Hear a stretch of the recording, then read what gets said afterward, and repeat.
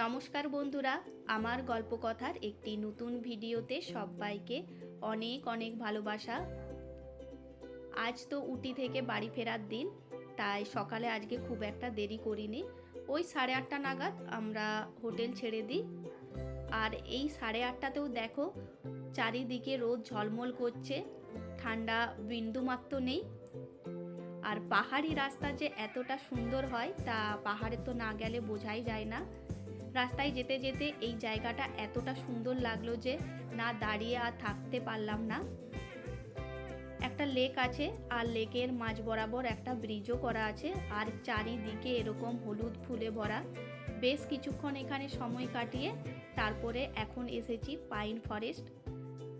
উটি ফেরার পথে তো মাইশোরের ওপর দিয়েই যাব, তাই ভাবছি একবার মাইশোর প্যালেসটা দেখেই তারপর বাড়ি ফিরবো। তাই এখানে আর সময় নষ্ট করিনি, মানে পাইন ফরেস্টের ভেতরে আর যাইনি, ওই উপর থেকেই পাইন ফরেস্টটা দেখে নিয়েছি। বেশ সুন্দর ছিল, নিচে একটা লেকও ছিল। আর সব থেকে মজার বিষয় ছিল এই রাস্তাটা, মানে ডোডোর কাছে। পাহাড়ি রাস্তা মানে তো আঁকাবাঁকা পথ, আর আঁকাবাঁকা ভাবে গাড়িও যাচ্ছিল। আর সেটা দেখে ডোডো তো ভীষণ মজা পাচ্ছে, কারণ ও গাড়ির ভেতরে বেশ নড়াচড়া করেছে, আর তার আনন্দের আর সীমা থাকেনি।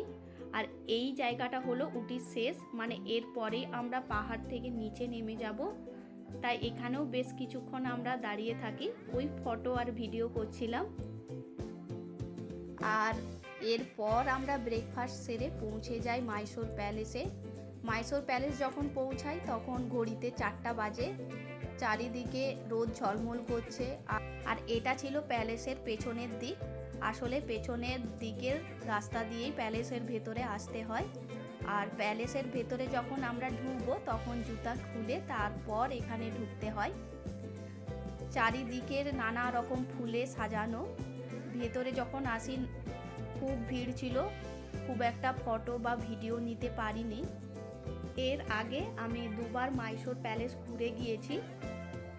মাইশোরে না আরও অনেক কিছু দেখার আছে, তবে সেগুলো দেখার জন্য সকাল থেকে মাইশোরে আসতে হবে। আর আমাদের হাতে তো খুব একটা সময় ছিল না, শুধু এই প্যালেসটুকু দেখার মতনই সময় ছিল। আর এই যে এই পিলারগুলো দেখতে পাচ্ছ না, এই পিলারের উপরে যে সোনালি আভাটা দেখা যাচ্ছে, আসলেই কিন্তু এটা সোনার প্রলেপ দিয়েই এগুলো তৈরি করা হয়েছে।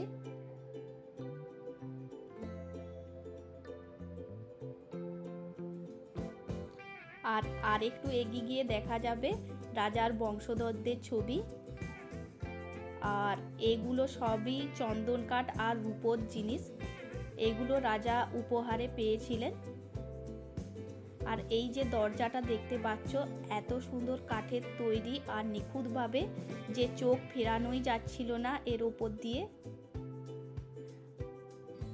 এই জায়গাটায় রাজার সময়ে কুস্তি খেলা হতো। প্রথমে মাইশোর প্যালেস কিন্তু চন্দন কাঠের তৈরি ছিল, তারপর 1896 সালে সেই প্যালেস পুড়ে ছাই হয়ে যায়, তারপর এই প্যালেস তৈরি করা হয়। আর এখানে তো আজও দশেরার দিন মহা উৎসব হয়, পুরো প্যালেস লাইট দিয়ে সাজানো হয়।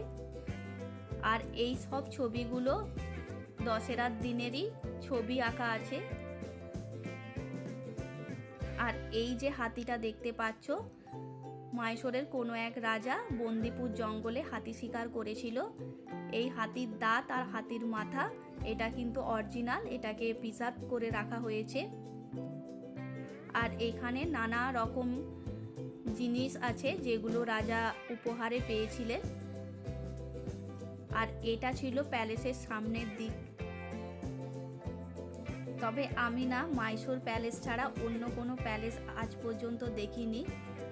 আর যতবারই এসেছি এখানে পুরো চোখ ধান দিয়ে গিয়েছে। আর এই তো এটা হলো সামনের দিক, এরপরে আমরা প্যালেস থেকে বেরিয়ে পড়ব। আর এই হলো প্যালেসের সামনের দিকটা। এখানে আমি আর দিদি বেশ কিছুক্ষণ দাঁড়িয়েছিলাম। এতটা রোদ ছিল যে ডোডো এখানটাতে আসতে পারেনি। এইখানে আমরা 1.5-2 ঘন্টার মতন সময় কাটাই। এরপর আমরা বাড়ির উদ্দেশ্যে বেরিয়ে পড়ব।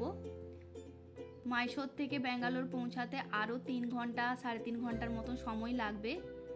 ডোডোকে রাস্তায় কিছু খাইয়ে দেব, কারণ ওর এখন খিদে পেয়ে গিয়েছে।